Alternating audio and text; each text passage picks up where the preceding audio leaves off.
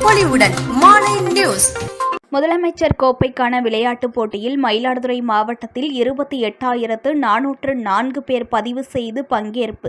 மாவட்ட ஆட்சியர் மற்றும் சட்டமன்ற உறுப்பினர்கள் போட்டிகளை தொடங்கி வைத்தனர்.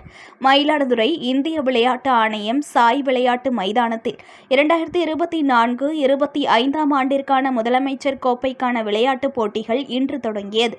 மாவட்ட ஆட்சியர் மகாபாரதி, எம்எல்ஏக்கள் ராஜகுமார், பன்னீர்செல்வம் ஆகியோர் போட்டிகளை துவங்கி வைத்தனர்.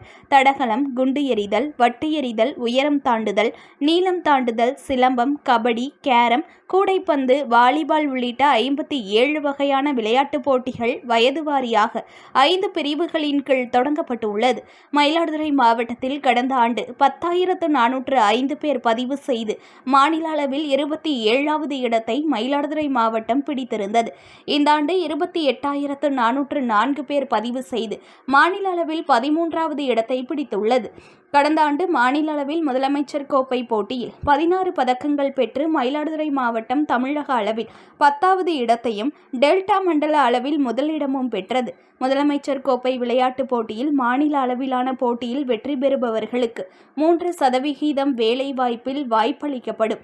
வெற்றி பெற்றவர்களுக்கு ரொக்கப்பரிசு வழங்கப்படும். எனவே மாணவர்கள், இளைஞர்கள் இதனை பயன்படுத்திக் கொள்ள வேண்டும் என்று போட்டியை துவங்கி வைத்த மாவட்ட ஆட்சியர் தெரிவித்தார். இன்று துவங்கப்பட்ட போட்டிகள் வருகின்ற 24ஆம் தேதி வரை நடைபெறுகிறது.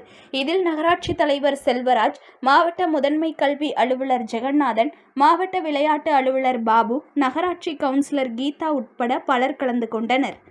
புது பொலிவுடன் மாலை நியூஸ்.